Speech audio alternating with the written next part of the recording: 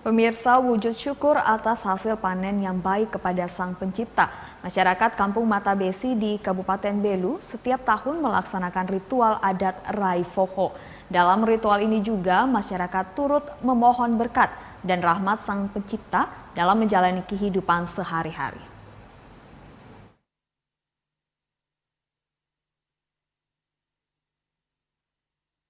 Kampung adat Mata Besi terletak di Kelurahan Umanen, Kecamatan Atambua Barat, Kabupaten Belu, Nusa Tenggara Timur.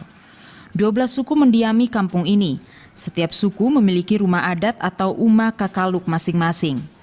Kelestarian alam masih terjaga, banyak pepohonan rindang di sekitar rumah adat serta berbagai tradisi yang masih tetap bertahan sampai saat ini. Salah satu tradisi yang setiap tahun dilakukan oleh masyarakat Mata Besi yakni Rai Foho yang dapat diartikan sebagai makan padi baru. Padi yang dimaksud yakni padi ladang atau hare yang menjadi makanan pokok masyarakat Mata Besi.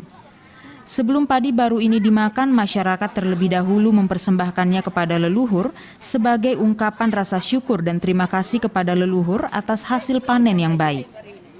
Biasanya dalam pelaksanaan ritual Rai Foho, setiap anggota suku Mata Besi membawa persembahan berupa beras dan ayam jantan. Ritual ini dipimpin oleh seorang makoan yang berkedudukan sebagai tetua suku. Pelaksanaan ritual ini juga terdiri dari beberapa bagian penting, yakni persiapan bahan persembahan, doa yang dipimpin oleh makoan, leni urat atau melihat nasib, dan diakhiri dengan makan bersama. Rumah adat Maheen Lulik menjadi salah satu yang melaksanakan ritual ini. Di awal pelaksanaan ini, setiap warga datang dengan membawa persembahan yang akan diterima oleh makoan. Selanjutnya, bahan persembahan berupa padi ladang, ayam jantan, siripinang, dan uang dimasukkan di dalam rumah adat. Kemudian makoan memulai ritus dengan memanjatkan doa dalam tuturan adat setempat. Ritual ini dimaknai sebagai suatu kesatuan antara manusia dengan Sang Pencipta, manusia dengan alam, sehingga menciptakan keselarasan yang tak terpisahkan. Dari kesatuan ini juga yang nantinya manusia diberikan rahmat berlimpah dari Sang Pencipta melalui hasil panen yang disediakan dari alam untuk mencukupi kebutuhan manusia itu sendiri, berupa hasil ladang seperti padi dan jagung. Selain itu, makoan juga turut memohon kepada Sang Pencipta untuk menyertai kehidupan setiap anggota suku untuk hidup sejahtera dan dihindari dari nasib sial, sehingga setiap anggota suku mampu menjadi manusia yang baik di tengah masyarakat. Selanjutnya, hewan kurban disembelih untuk darahnya dipersembahkan kepada leluhur. Segala doa dan permohonan ini akan tergambar secara simbolis lewat leni urat dari ayam yang tadi disembelih. Usus ayam akan dikeluarkan dan dilihat oleh makoan untuk memprediksi nasib, kesuksesan panen di tahun mendatang, hubungan kekeluargaan serta tantangan yang akan terjadi di kemudian hari. Jika dalam proses lebih urat ini terdapat sebuah kutil pada usus ayam, maka nasib di kemudian hari akan baik-baik saja. Namun apabila tidak terdapat, maka ada sebuah kesalahan yang terjadi di dalam suku dan harus segera dilakukan rekonsiliasi di dalam suku tersebut. Akhir dari seluruh ritual ini yakni dengan makan bersama yang telah disiapkan oleh perempuan di setiap suku.